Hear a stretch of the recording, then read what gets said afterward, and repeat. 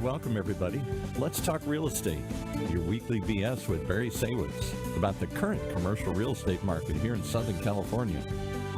As we take a no BS look at both sides of the issues driving this market today to find the best solutions going forward. With our man right in the middle, it's Barry Saywitz. Hey, Barry. Hey, good morning, Paul, and good morning to all of our viewers and our listeners out there. Welcome back. It's Tuesday. I'm Barry Saywitz, president of the Saywitz Company and managing partner of Saywitz Properties. And we are going to talk some real estate once again because it's Tuesday. Why not? And so before we get going with the show, I do want to do a shout out again to all the people out there that have helped support everyone in Los Angeles with the fires in whatever capacity you've contributed, whether it's helping to put them out or contributing funds or assistance. I know we're trying to recover here, and we're on to the next thing with rainstorms storms coming and snowstorms in Northern California. And so hopefully we've got water now to put the fires out and plenty of help. And so we'll try and push forward. With all of that said, I want to welcome our guest, Jenn Quader, who is the president and CEO of the Smart Agency here in Irvine, California, a PR communications and marketing firm for the commercial real estate industry. Jenn, welcome to the show. And she's here. I'm here. Welcome. There Tap we go. dancing. All right. Well, nothing. Yeah. That's what happens when you're on Zoom. But welcome to the show. I appreciate you joining us and looking forward to your thoughts and your input. I want to go back a little bit, a couple of years, because you have an interesting history. You originally got started out in what I'll call your professional career, not so much in the commercial real estate world, but in the entertainment industry. I guess talk about what that was like and what you did and how you got into that industry. Yeah, my pleasure. It was an interesting way to grow up. I actually was born into a family of musicians, and so I grew up singing, and my family was on television every Christmas. We were called the Musical Michaels. This was in our very small Eastern North Carolina local access television. So I understand community radio, community television, and what that can do and the power and change it can make. And so what happened is, as I was growing up and singing and doing all that, I went into theater. As you said, my first professional job was working. I auditioned and did cruise ships, and then I did national tours. And while I was out on national tours, I did the national tour of Broadway's The Full Monty and Barry Manilow's Copacabana. And during that time, I found okay, we're doing shows at night, but I'm riding on a bus all day. I need to be doing something with my time. So I decided to finish my undergraduate studies in journalism. And that's really what drove me to journalism, was the fact that I was traveling all around and I wanted to do a correspondence course. This is long before distance learning was the coolest thing ever. And I was able to finish that. And then at the end of that, I had traveled for 3 years singing, doing all of this performing. And I thought, I want to move to Paris. And yeah, so don't we all, decided, right? I mean, didn't we all? Got to do it, Barry. You got to move. So I decided to go to grad school there, and that's what got me into more into global communications and public relations. And so then after all of that was said and done, how did you make your way back to Southern California, and why? It's all because of a boy. It's always about a boy. It's always about a boy, Barry. So I met a very wonderful gentleman who's from Orange County. I met him while I was in Paris. We are now married, and so I moved out here. I started my career out here actually in automotive and entertainment PR. I worked for a company called Hill & Knowlton, now HK Strategies. Is one of the top 4 global PR agencies. So I learned a lot, but my foray into commercial real estate really started in 2010. I joined a firm called Brower, Miller & Cole, really well known, really well respected as a public relations agency in the commercial real estate industry. I became a partner with the owner of that firm, worked with her for 10 years, and then acquired the agency in 2018. So that's where my love of commercial real estate started, was really in 2010. Yeah, a small world. I know Junie for a long time, and her father as well. So so they are longtime promoters of the commercial real estate industry back to when it first evolved here in Orange County and buildings started getting built out of the ground. And so exciting that you got to continue that legacy and grow it and expand it to where you are today. Well, and it's something so important, Barry, I think, to what you talk, you talk about real estate and commercial real estate. And really, commercial real estate is all about relationships. That's really, at the end of the day, you can digitize whatever you digitize, but it is about who do you know and who have you asked and who do you talk to. And I think that that mentorship is really important. And one thing that Judy did for me was really heavily mentor me. She really taught me the ins and outs of the business. And I think that's a big part of my mission in running my company. Certainly it is to uphold and protect the reputation and brands of commercial real estate companies and help them advance, but it's also to help people, excuse me, I'm dropping earphones, but it's to help people, women in particular, find mentors, connect with mentors, and learn the ins and outs of this industry so that we can operate with confidence. Yeah, and if you rewind, back to the 80s and the 90s, before multiple listing services and as the internet was beginning to evolve, a lot of the marketing and the branding that some of these companies did was by throwing parties and networking and connections and professional organizations. That was how it was done when I got started. There was no, e-blasting and LinkedIn and those kinds of things. You had to go out and press palms. Well, and frankly, Barry, I think this is the thing that makes 2025 a lot. I think it's a little harder, to be honest. I mean, I may be biased, but because I think now you have to do both.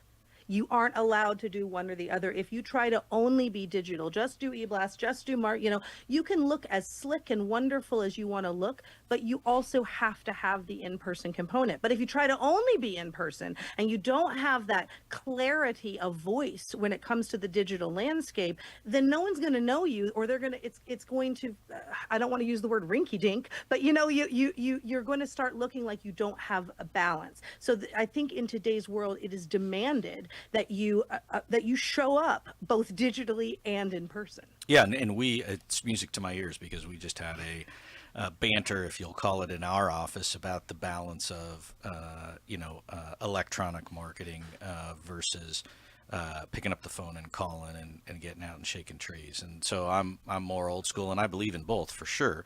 But there is no question that nothing beats the in-person interaction, especially in the commercial real estate world when it is about trust. I mean, you are talking about multi-million-dollar transactions. You're talking about putting your trust and your faith in another party, whether that's on the development side, the brokerage side, the financing side.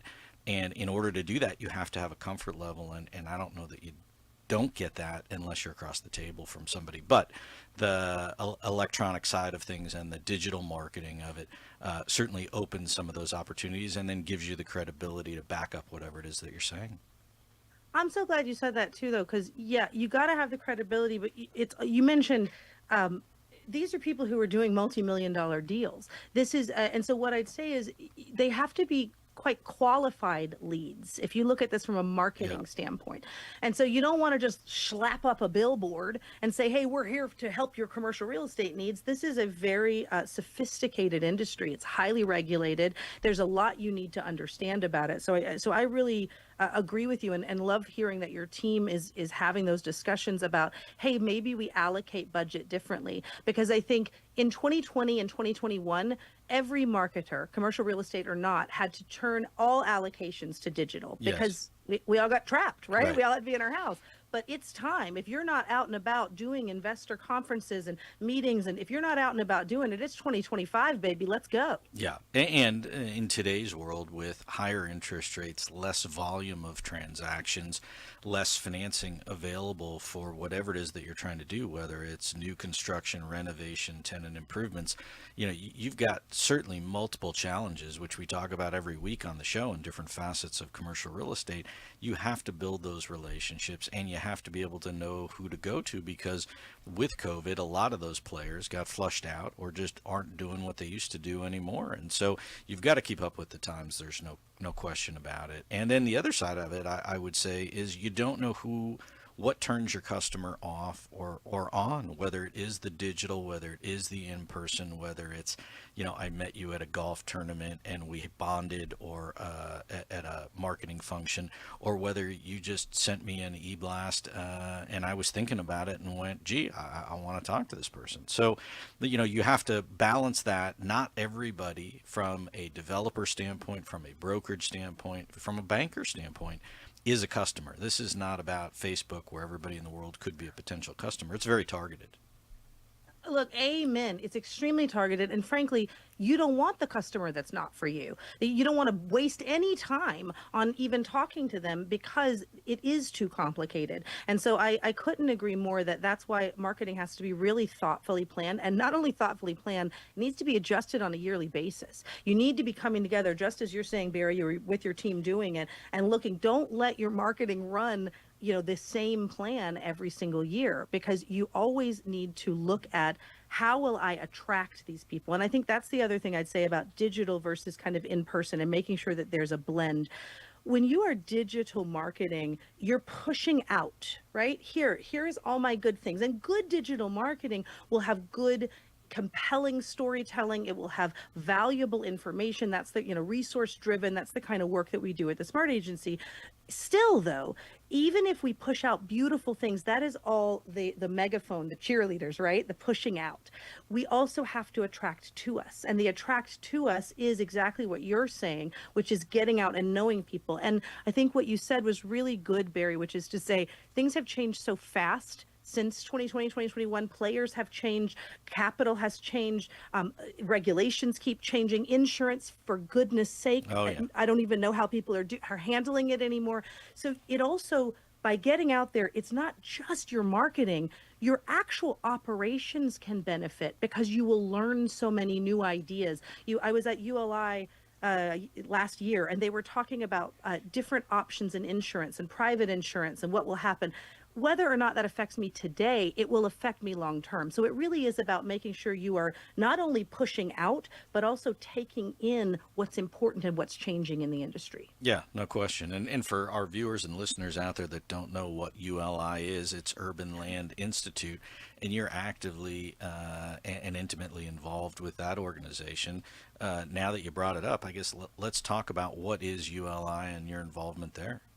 Yeah, I'd love to. Thank you. So Urban Land Institute, it's a huge organization, really powerful within the commercial real estate and finance landscape. I'd say at the global level, just to kind of understand, their priorities are sustainability and decarbonization, housing equity, and education. So at the more global level, they're really looking at how do you create a world in which commercial real estate actively gives back to the environment, gives back to the locales, wherever that is, such that there is housing equity and there is an ability for everyone to live and work together. Now that trickles down to a local level where there are local chapters, and I'm involved in ULI Orange County Inland Empire. I'm the chair of the Emerging Trends program, and that is every single year there's a great report that comes out from Urban Land called the Emerging Trends in Real Estate Report. It is in partnership with PricewaterhouseCoopers, and it has some really great information about what are people seeing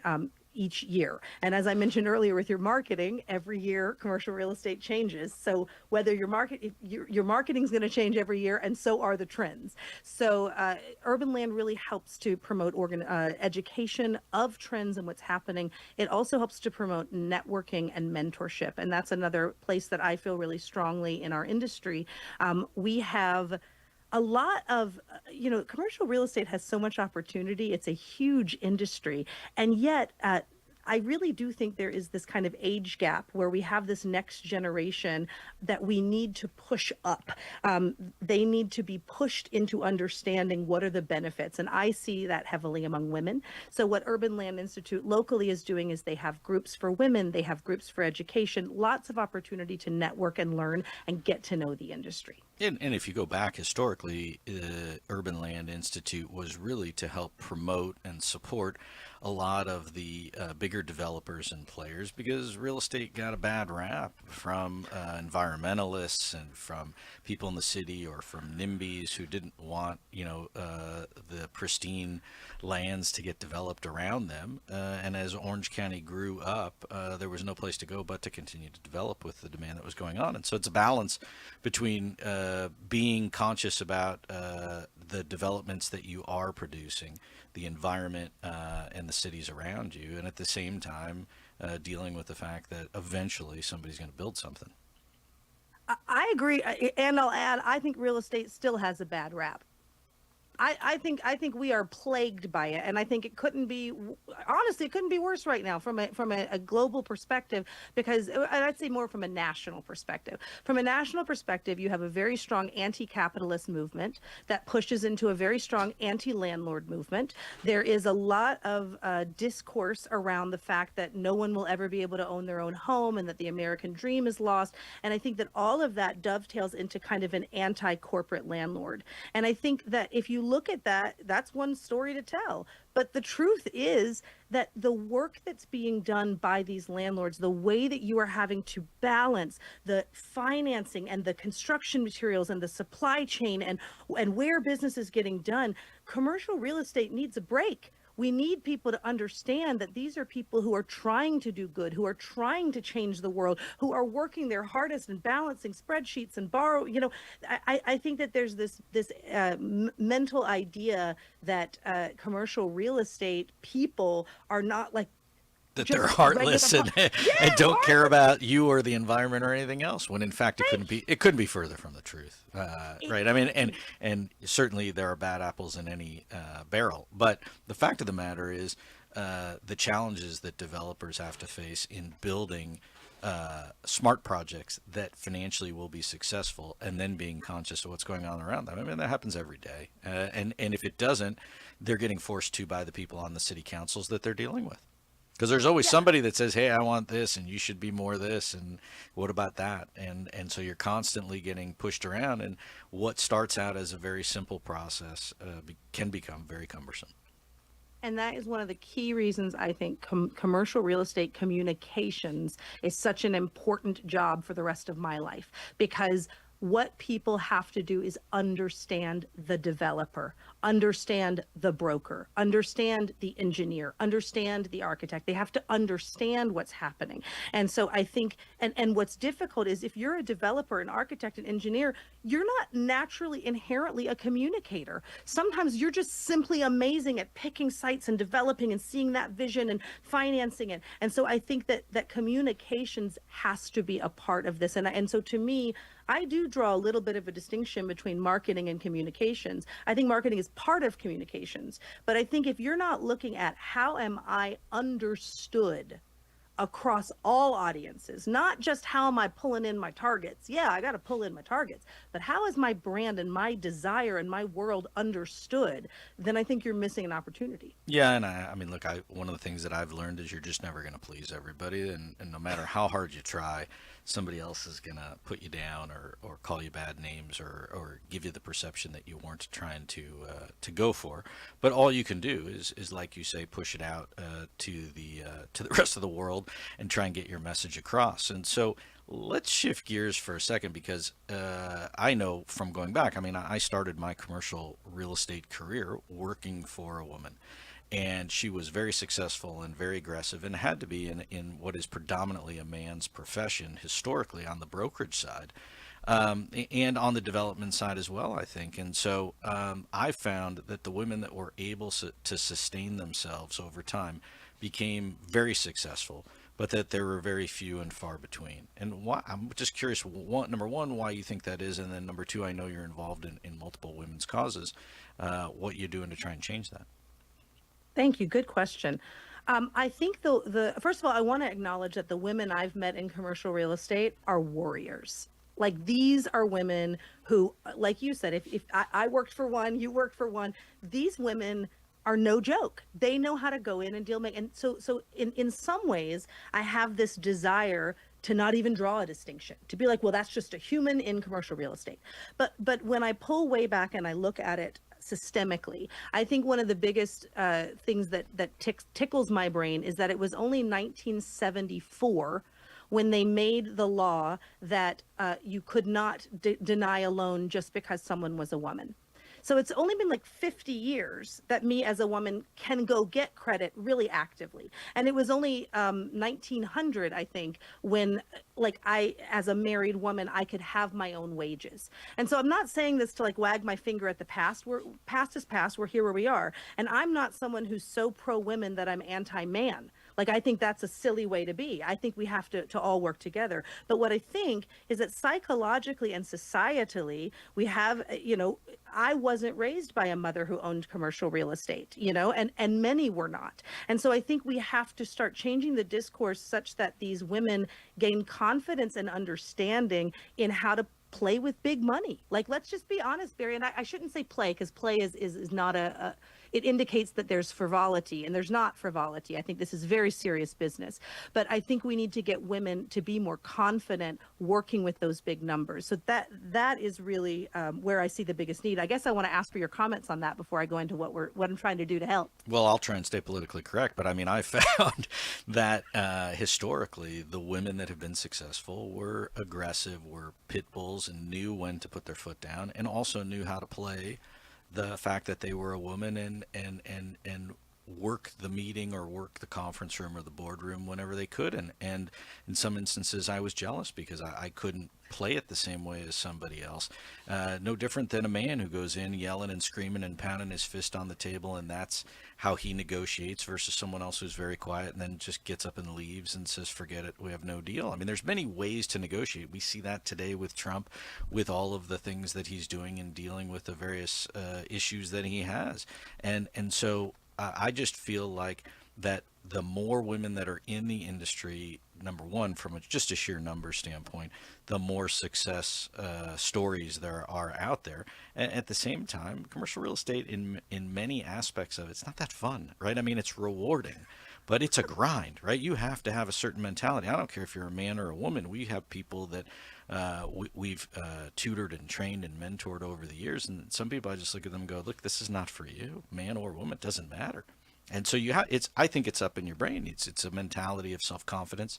It's a mentality of, no fear of rejection. And it's a mentality of being able to learn and soak in and learn from other people that are successful and try and take that to the next level. So to me, I mean, today there's plenty of women in various aspects of it. And it's certainly much more prevalent than it was in the 80s for sure when I got started.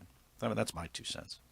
Well, I think your 2 cents are dead on, and I think that there are more women in than there were. I think that what you said is there's many ways to negotiate, and that's the place where I see the opportunity. So, I like the fact that you recognize that there are different ways to play, and I think that women do bring something different to the table. What I think is that because, as you said, back in the 80s, there were almost no women in the industry, let's say, and I'll say almost no, I don't know what the percentages were, but when I'm a young woman and I'm watching people, everybody models their behavior. And so if I'm a young man, I probably have many different men from whom to choose their negotiation to model. This guy negotiates by yelling and screaming. This guy negotiates by quietly, throwing in something really smart.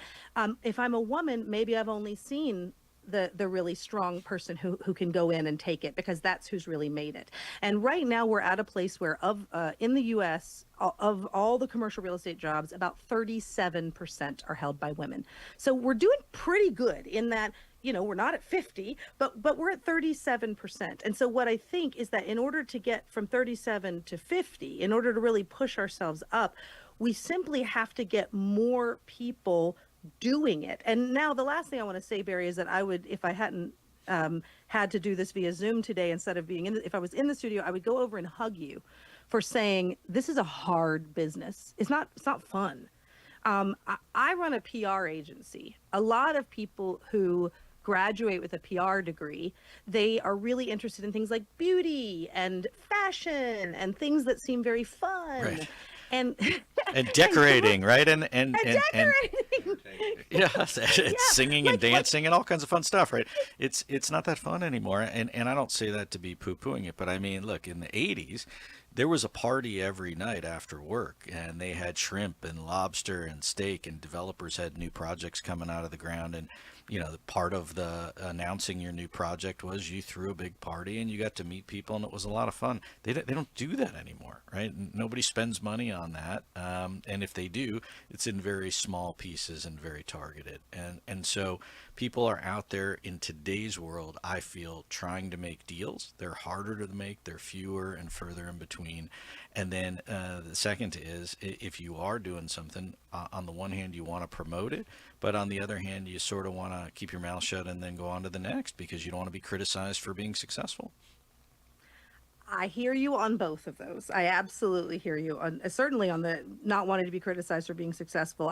On that, I would just comment. I go back to that idea of looking at a company from a communications umbrella and saying, who do I want to be? Like, if I want to be the quiet person that runs under, that's fine. But how does that help my hiring? How does that help me growing as a brand and as a company? And I think, as far as it being kind of more like the fun of it, I think that it has changed. And again, I don't know. I only have 10 years in this, and you have a lot more time in this. But I think that the fun for me and for my team comes out of the passion. It comes out of the difficulty, the challenge. It's like you come into this and you know that by saying, I'm going to go and put all of this money into this project, my client's going to be, somebody's going to want to throw fruit at them, right? But by finding the nuggets of explaining how they're being socially responsible, how they're being financially responsible, finding the avenues to tell those stories, I find a lot of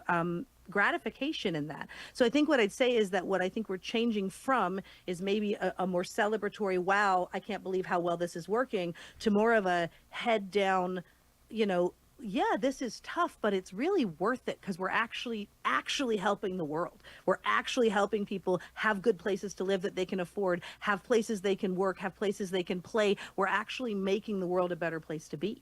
Yeah, and the telling the story, which is what you do for people, is really the most important thing to get the word out at the end of the day. I mean, look, you've done it. You had good mentors.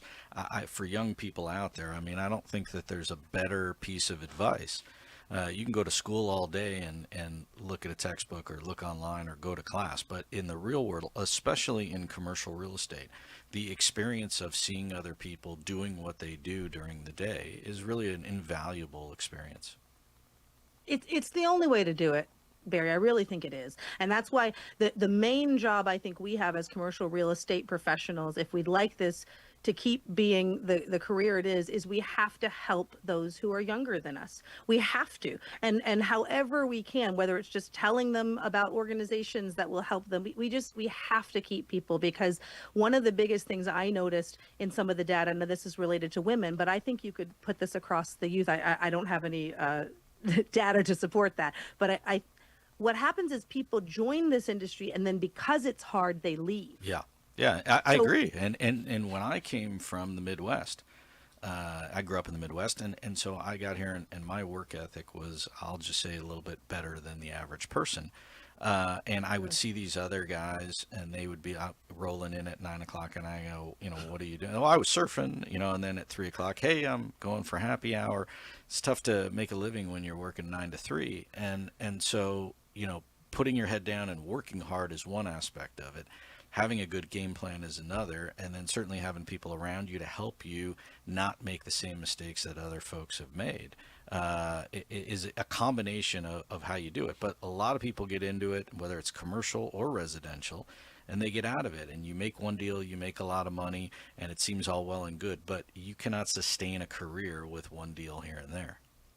No, you absolutely cannot. And nor do you build a passionate career. And I think all of the data does point to the fact that the generation of workforce that's coming behind us, they care about passion. They care about caring about what they're doing. So I think that there's an opportunity within commercial real estate as companies to really look at what are we doing to retain those people from a psychological standpoint, from a mindset. And you said it earlier, Barry. You said, well, it's a brain game, right? Getting people to come in here and know that you have to hustle and know that you have to do it. So what can we be doing to make sure that when they reach that, that breaking point, and at my firm, I always say it's 3 years. After 3 years, everybody's like, whew, that that's too much. But we can keep them by having certain conversations, doing certain things around year 3, so that they start to see the bigger picture of what the opportunity is. And I think that when people begin to do that and look at that, we will see more women, we will see more diversity, we will see more of a lot of things, because it's not just like go get women. It's really, hey, open up. Open up. If you're a leader and you've been in this industry for a long time and you are not yet mentoring someone, find someone, help someone, tell them, give them some good fodder to help their career. Yeah, all good thoughts. So let's take a step back and look at it from a bigger picture, because I know that your clients are all influential people in the commercial real estate world in various different capacities. There are a lot of changes going on and happening very quickly now with the new administration. And I guess every day is a new day in terms of what comes out and how that trickles back to the economy here in Southern California and then ultimately to the real estate world. What are you hearing from your clients in terms of, for the balance at least of this year, as far as new development, access to financing, new projects? Is it more of the same that we've seen, which is slow and go? Is there hope and expectation that there'll be a different game plan going forward? I'm just curious what you're hearing. No, good question. I think what we're hearing is it's a green shoot year. So this is a year where people are looking at the things that are blooming and they're being thoughtful. I don't. What I'm not seeing is people saying, hey, we're going hard into big developments right now. I am seeing a couple of our clients that have big developments move forward in a way that they hadn't. So I think if you were already in the development cycle, I think things are beginning to move again. Capital is so interesting right now because there is so much of it, but it's still difficult to deploy. And I think that is going to maintain, because the new administration, what I think we've seen in its first couple weeks is that we are up for the same kind of uncertainty, which is to say, today we have tariffs, tomorrow they're on pause. Today there's a lot of ups and downs and uncertainty. I don't worry about that for commercial real estate, because I like to say we are the Madonna of industries. We reinvent ourselves all the time. So we'll be fine. But as far as how this year goes, I think you're going to see it's not going to be exactly more of the same. Last year was stay alive until 25. I think this year is slow and steady wins the race. It's look for the green shoots and don't go too fast, because there is a lot of uncertainty. Yeah, and we've talked about on other shows. I'm a big believer that public perception then dictates your actions. And if the public perception is that there's uncertainty, then people don't get off the fence, whether that's buying a house or looking at a development or an investment property or what have you. It's hard to plan if you're just not sure what happens one day to the next. And the stock market is up and down, and everybody's talking about, oh, interest rates will come down, you should buy this property, and then rates will come down, and then it'll pencil. And then I said, yeah, that's not my MO. I'm not buying something on something else happening. And sure enough, rates haven't come down. And so, now everything gets pushed out. But I do think you're right. There's still a lot of capital out there, but it is difficult to get a return on whatever it is that you're doing. And that is the hesitation. The hardest part right now of anybody's job is investor relations. Yeah. And the financing world of things is that they're having trouble, at least from the banks I've talked to, they're having trouble putting their arms around as well. They want to lend, but then they're not going to make stupid deals or get risky deals or high loan to values. And so the barrier to entry for smaller or newer investors becomes extremely difficult. And for those that are deep pocketed, they have to be careful about making sure that they're satisfying their investors at the end of the day. It's hard. Look, it's hard, and it dovetails perfectly back to what we talked about in this, Barry, which is that you can't just do digital marketing and digital relationship building. You've got to be in person and press hands and do that work, because if you have those relationships, you will find your way out. I think what I noticed in my, so one of our clients is an affordable housing developer. What I noticed is from the first, we've been working with them for over 10 years. And when we first started working with them, they'd have 1 or 2 partners on a deal. Now they have like 20. Yeah. The world has changed such that more entities have to be involved in more deals for them to make sense. There has to be more nonprofit. There has to be more federal funds, however that balances. And so again, the more you can get out and understand all those different entities, there's hope, is what I would say. Yeah, I mean, and look, the same applies for, I mean, in that scenario, your client is basically a real estate syndicator of various different investors and organizations, no different than just a typical syndicator for an apartment deal or commercial deal or what have you. It's a tough sell, and then the proof is also in the pudding. If I cannot get my investors the return, then they look at alternative places to put their money while I try and figure out a deal that actually makes sense. And the whole idea of I can buy it, I can raise rents is gone out the window as well. So you've got to be have a longer horizon. But I do think that there are a number of projects in the hopper in Southern California. It's just a question of getting them off the ground. I agree. And the one thing I'll say is going to the events I'm going to and listening to the leaders that I'm listening to, I believe they're going to get them off the ground. Our emerging trends program, we had Bill Shopoff, who I saw was just your guest a couple shows ago. Shaheen Sadeghi and his son Sebastian was there. Keith Harris at Avant, a couple other great people. But what I was hearing from these guys is like, the work's not going to stop. They're not going to stop pushing. They're not going to stop finding. And what they are finding is innovative ways to solve problems. Bill Shopoff talked about a way to add affordable housing into one of his projects that he hadn't done before. So I think that what we're going to see is that yes, we are facing massive problems. Yes, it is too expensive to build. The construction is ridiculous. The insurance is ridiculous. The regulations that are coming out make things really difficult. So in the day-to-day, every commercial real estate deal maker is going to have challenges. It's just what we're going to have. But at the end of the day, the real estate's going to be better. It's going to be more it's going to touch more lives and be more impactful because there's more people having conversations as it's getting built, if that makes sense. Yeah. So in terms of your world on the communications and the marketing side, is there a message or a tidbit that you give to your clients for 2025? Is it stay the course? Is it pick a different plan? What are you telling your clients? Holistic. Look at the whole picture. Stop and go slow and sit with us and look at everywhere that anyone is interacting with your company, and let's make sure that you are who you are in all of those interactions. So my biggest advice in commercial real estate is don't pigeonhole your marketing, your communications into one little line item that says, oh yeah, we're sending that email and that's done.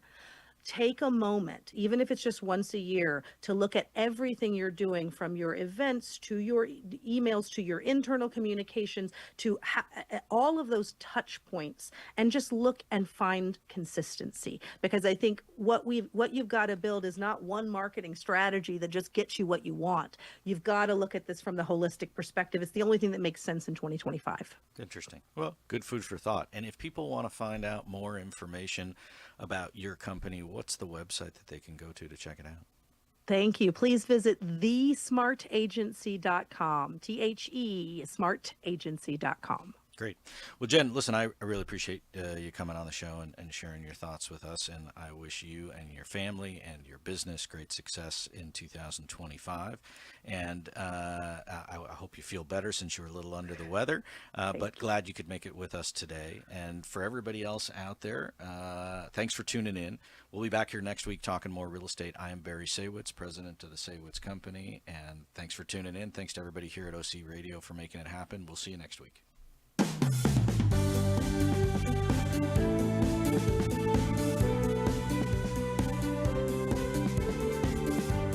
Well, there you have it. You've been listening to Let's Talk Real Estate, your weekly BS with Barry Saywitz about the current state of the real commercial real estate market right here in Southern California. On Orange County's only community radio station, OC Talk Radio, streaming live from our studio here at the University of California, Irvine's Beale Applied Innovation Center.